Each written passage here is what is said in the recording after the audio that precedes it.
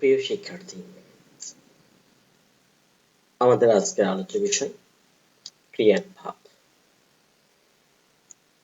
সকলকে শুভেচ্ছা ও স্বাগত জানিয়ে আমি আজকের আলোচনা শুরু করছি।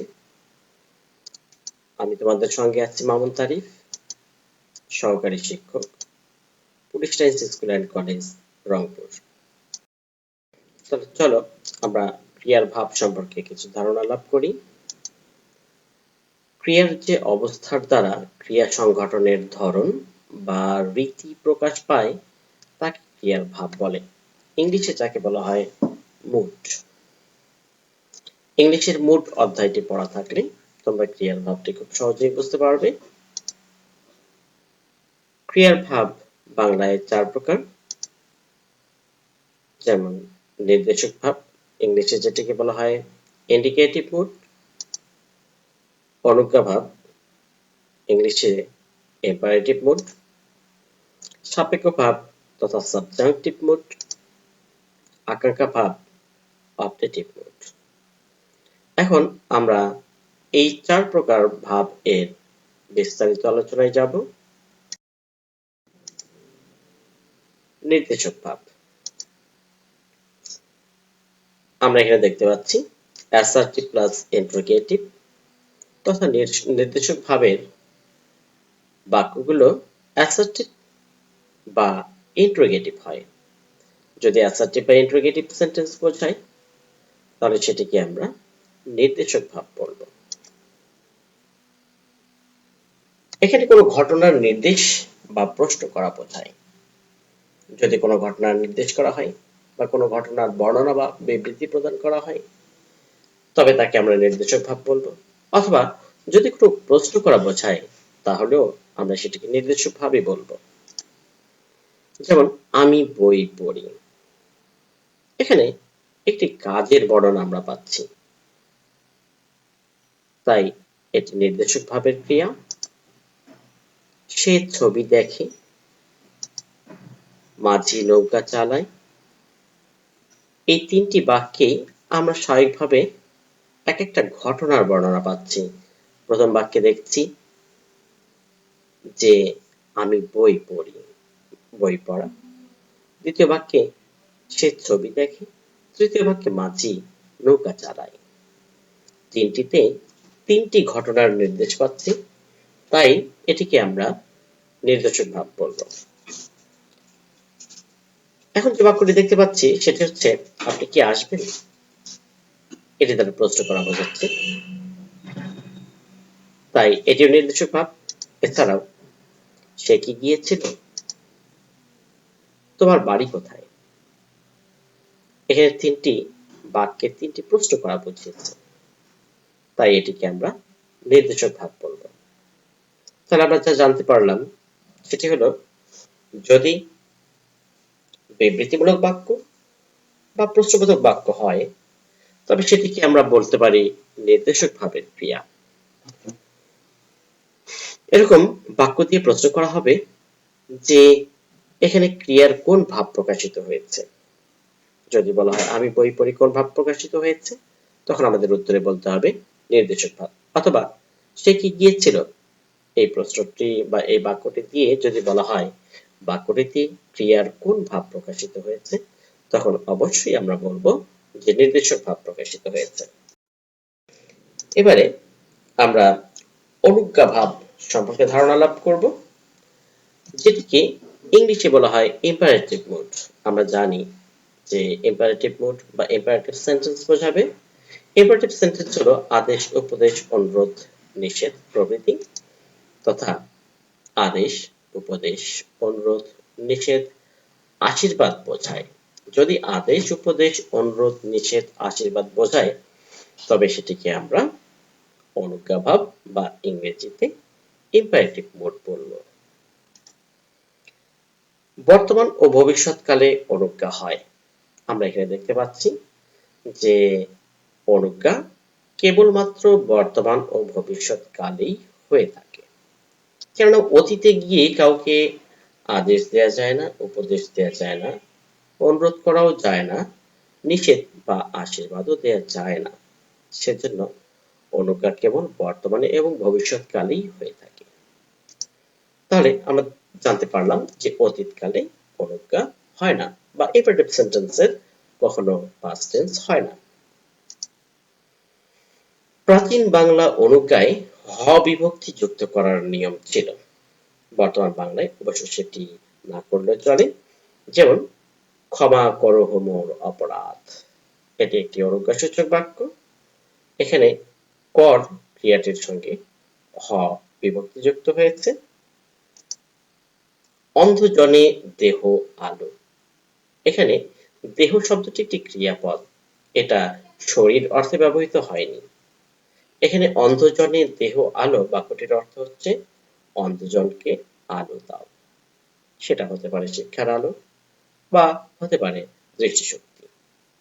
এখানে দে ধাতুর সঙ্গে হ বিভক্তি যুক্ত হয়ে গঠিত হয়েছে ক্রিয়াপদ। প্রকৃত বাংলা অনুজ্ঞা কেবল মধ্যম পুরুষে হয়, কেননা উত্তম পুরুষে অনুজ্ঞা না হওয়ার কারণ হলো নিজেই নিজেকে আদেশ উপদেশ দেওয়া চায় না। আর নাম পুরুষ যেহেতু অনুপস্থিত ব্যক্তি, তাই অনুপস্থিত ব্যক্তিকে প্রত্যক্ষভাবে কোনো আদেশ বা উপদেশ দেওয়া যায় না বলে নাম পুরুষেও প্রকৃত অনুজ্ঞা হয় না। তবে অনেক ব্যাকরণবিদ নাম পুরুষের অনুজ্ঞা সৃষ্টির চেষ্টা করেছেন। এবারে আমরা বর্তমান কালের অনুজ্ঞা দেখব, তারপরে দেখব ভবিষ্যৎকালের অনুজ্ঞা। অনুজ্ঞাগুলো বিভিন্ন অর্থে ব্যবহৃত হয়ে থাকে। যেমন আদেশ অর্থে কাজটি করে ফেলো, এটি বর্তমান কালের একটি অনুজ্ঞা, যে বাক্যটিতে আদেশ করা বোঝাচ্ছে। তোমরা এখন যাও, এটিও একটি আদেশসূচক বাক্য। চুপ করো। এবার দেখি উপদেশ অর্থে অনুজ্ঞার ব্যবহার। যেমন সত্য গোপন করো না, এটি একটি উপদেশসূচক বাক্য এবং বর্তমান কালের অনুজ্ঞা। কড়া রোদে ঘোরাফেরা করিস না, এটাকে নিষেধসূচক বাক্যও বলা যায়। অবশ্য উপদেশ হ্যাঁ বোধক বা না বোধক দুটোই হতে পারে।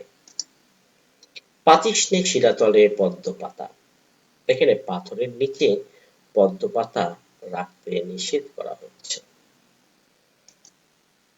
মন দিয়ে পড়ো, এটিও একটি উপদেশসূচক বাক্য। এবার আমরা আসি অনুরোধসূচক অর্থে। যেমন আমার কাজটা এখন করো, আমরা সাধারণত অনুরোধ বোঝাতে দয়া করে, অনুগ্রহপূর্বক এরকম ব্যবহার করে থাকি, কিন্তু এরকম শব্দ ব্যবহার ছাড়াও বাক্যে অনুরোধ অর্থ প্রকাশ পেতে পারে।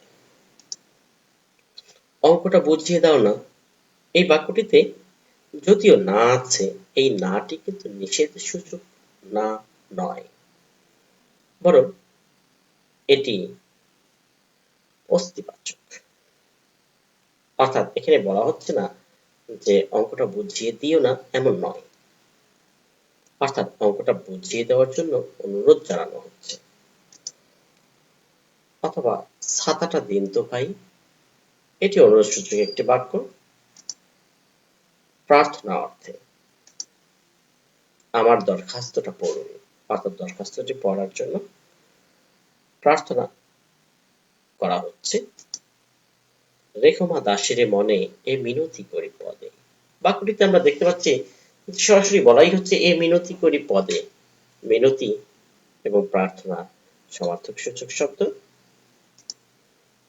আমাকে অঙ্কটা বুঝিয়ে দাও, এটিও প্রার্থনা। অভিশাপ অর্থে মর পাপিষ্ঠ, এখানে অভিশাপ দেওয়া হচ্ছে পাপিষ্ঠ ব্যক্তিদের। জাহান্নামে যাও, আমরা অনেক সময় এরকম কথা বলে থাকি। এবার আসি ভবিষ্যৎকালের অনুজ্ঞায়। আদেশ অর্থে সদা সত্য কথা বলবে, এখানে সবসময় সত্য কথা বলার একটি আদেশ বোঝানো হচ্ছে। অবশ্যই এটিকে উপদেশ অর্থে ব্যবহার করা যেতে পারে। সদা সৎ পথে চলবে, তুমি আগামীকাল যেও, এটিও আদেশসূচক বাক্য। উপদেশ অর্থে স্বাস্থ্যের প্রতি দৃষ্টি রেখো, এটি একটি ভবিষ্যৎকালের বাক্য এবং যা দ্বারা উপদেশ বোঝাচ্ছে। সম্ভাবনা অর্থে চেষ্টা করো, সবই বুঝতে পারবে, অর্থাৎ চেষ্টা করলে বোঝার একটা সম্ভাবনা থাকবে। অথবা যদি বলা হয় তুমি গেলে আমি যাব, অবশ্য এই বাক্যটি আমরা সাপেক্ষ ভাবের মধ্যে পড়ব, সম্ভাবনা অর্থে বা অনুজ্ঞাকালে এটি পড়ব না। বিধান অর্থে রোগ হলে ওষুধ খাবে, রোগ হলে ওষুধ খেতে হয়, এটাই নিয়ম। তাই এই বাক্যে বিধান বা নিয়ম বা রীতি অর্থে ভবিষ্যৎকালের অনুজ্ঞা হয়েছে। অনুরোধ অর্থে কাল একবার এসো, এখানে আগামীকাল আসার জন্য অনুরোধ জানানো বোঝাচ্ছে। এবার আসছি সাপেক্ষ ভাব। আমরা দেখতে পাচ্ছি সাপেক্ষ ভাবের English subjective mood. English grammar থেকে সাবজেক্টিভ মুড পড়ে সাপেক্ষ ভাব তোমরা খুব সহজেই বুঝতে পারবে। এখানে আরো একটি ইংরেজি শব্দ দেখতে পাচ্ছি কন্ডিশনাল। সাপেক্ষ ভাবে সাধারণত এটি কন্ডিশন থাকে। যে কোনো বাক্যেই তোমরা যদি কোনো শর্ত দেখতে পাও বা কন্ডিশনাল মনে হয় বাক্যটিকে, তবে সেটিকে সাপেক্ষ ভাব বলবো। আমরা সাপেক্ষ ভাবের সংজ্ঞা দেখতে পারি, একটি ক্রিয়ার উপর আরেকটি ক্রিয়া নির্ভর করলে নির্ভরশীল ক্রিয়াকে সাপেক্ষ ভাবের ক্রিয়া বলা হয়। আমি আবার বলছি, একটি ক্রিয়ার উপর যদি আরেকটি ক্রিয়া নির্ভর করে তবে নির্ভরশীল ক্রিয়াকে সাপেক্ষ ভাবের ক্রিয়া বলে। অর্থাৎ যে ক্রিয়াটি অন্য আরেকটি ক্রিয়ার উপর নির্ভরশীল তাকেই সাপেক্ষ ভাব বলা যায়। অন্যভাবে বলতে পারি, পরনির্ভরশীল ক্রিয়াই হচ্ছে সাপেক্ষ ভাবের ক্রিয়া। যে ক্রিয়াটি স্বাধীন নয়, অন্য ক্রিয়ার উপর নির্ভরশীল, সেটি সাপেক্ষ ভাব। তাহলে এবার আমরা সাপেক্ষ ভাবের বাক্যগুলো দেখি। যেমন সম্ভাবনা বোঝাতে তিনি ফিরে এলে সবকিছুর মীমাংসা হবে, অর্থাৎ যদি তিনি ফিরে আসেন তবে সবকিছুর মীমাংসা হবে, অন্যথায় নয়। তাহলে এখানে একটি শর্ত বোঝাচ্ছে, তাই এটি সাপেক্ষ ভাব। অর্থাৎ তিনি ফিরে এলে মীমাংসা হওয়ার একটা সম্ভাবনা থাকবে, তাই এটি সম্ভাবনা অর্থে সাপেক্ষ ভাব প্রকাশ করছে। অন্যভাবে বলতে পারি আরেকটি বাক্যে, যদি পড়তো তবে পাস করত, অর্থাৎ পড়লে পাস করার একটি সম্ভাবনা থাকতো। তুমি গেলে আমি যাব, অর্থাৎ যদি তুমি যাও তবে আমি যাব, অন্যথায় নয়। ইচ্ছা বা কামনায়, আজ বাবা বেঁচে থাকলে আমার এত কষ্ট হতো না, অর্থাৎ যদি বাবা বেঁচে থাকতেন তাহলে আমার এত কষ্ট হতো না। এটি সাপেক্ষ ভাব প্রকাশ করছে এবং এটি একটি মনের ইচ্ছা বা কামনা বোঝাচ্ছে। উদ্দেশ্য বোঝাতে ভালো করে পড়লে সফল হবে, অর্থাৎ এখানে ভালো করে পড়ার উদ্দেশ্য হচ্ছে সফল হওয়া, তাই এটি উদ্দেশ্য বোঝাতে সাপেক্ষ ভাব প্রকাশ করছে। ক্রিয়ার আমরা এতক্ষণ নির্দেশক ভাব, অনুজ্ঞা ভাব, সাপেক্ষ ভাব দেখলাম। সর্বশেষ ভাব আকাঙ্ক্ষা ভাব। আকাঙ্ক্ষা ভাব যাকে বলা হয় অবজেক্টিভ মুড, বোঝাই যাচ্ছে যে এখানে অবজেক্টিভ সেন্টেন্স বোঝাবে, যদি তোমরা বুঝতে পারো যে অপটেটিভ সেন্টেন্স হচ্ছে, তাহলে নির্দ্বিধায় তোমরা সেই বাক্যটিকে আকাঙ্ক্ষা ভাবের বাক্য বলতে পারো। তো ইচ্ছা বা আকাঙ্ক্ষা প্রকাশ পায়।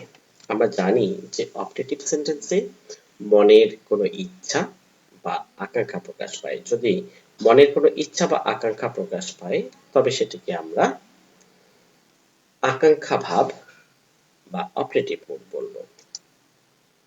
যেমন সে যাক, এটি একটি ইচ্ছা প্রকাশ পাচ্ছে। যা হয় হোক, এটিও আকাঙ্ক্ষা ভাবের ক্রিয়া। সে একটু হাসুক,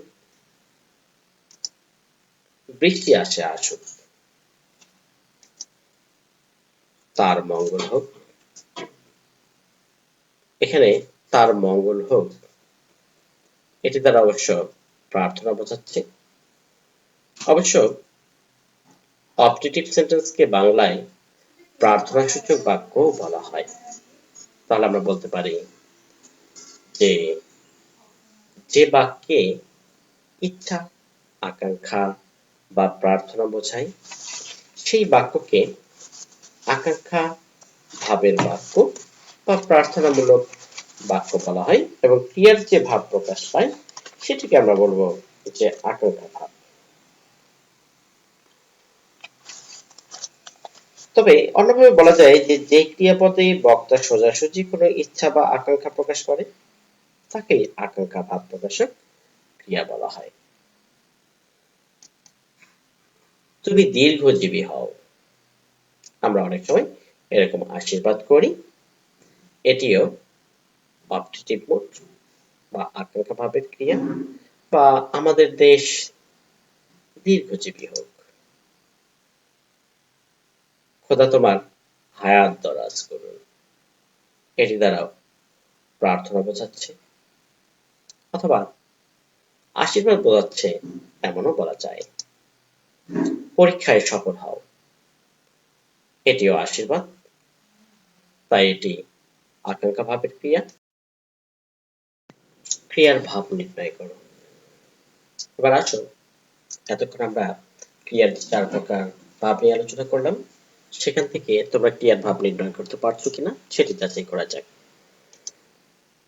যেমন কাল একবার এসো, তাহলে আমরা যে 4 প্রকার ভাব দেখেছি, এটি তার মধ্যে কোন শ্রেণীর অন্তর্ভুক্ত সেটা কি তোমরা বলতে পারো? যেমন ক্রিয়ার 4 প্রকার ভাব হচ্ছে নির্দেশক ভাব, অনুজ্ঞা ভাব, আকাঙ্ক্ষা ভাব এবং সাপেক্ষ ভাব। তাহলে এটি কোন ভাবের ক্রিয়া?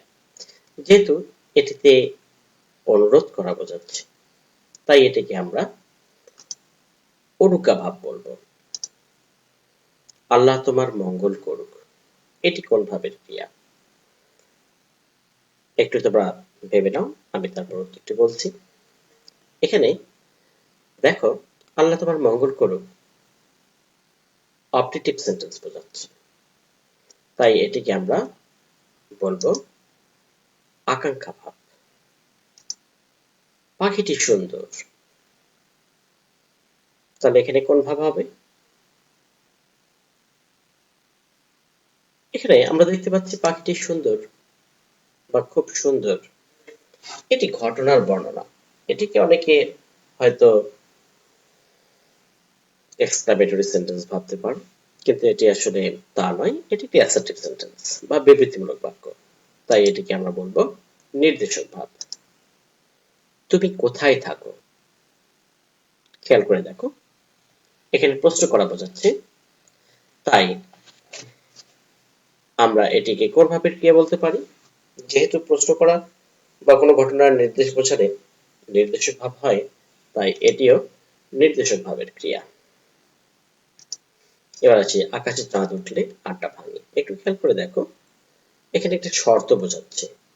শর্ত বোঝালেই আমরা সেটিকে বলবো সাপেক্ষ ভাব।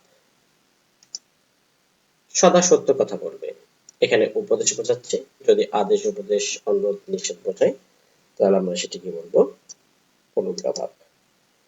এভাবে খুব সহজেই তোমরা ক্রিয়ার ভাবগুলো নির্ণয় করতে পারবে। আশা করি তোমরা ক্লাসটি মনোযোগ সহকারে করেছো। কোথাও বুঝতে সমস্যা হলে পুনরায় ক্লাসটি করলে তোমরা খুব সহজেই বুঝতে পারবে। আশা করি তোমরা তোমাদের পাঠে মনোযোগী হবে। আমি আজকের ক্লাসটি এখানে শেষ করার আগে সকলকে ধন্যবাদ জানাচ্ছি এবং সকলের সুস্বাস্থ্য কামনা করে আজকের মতো ক্লাসটি এখানেই শেষ করছি। সে পর্যন্ত সকলে ভালো থাকবে, সুস্থ থাকবে।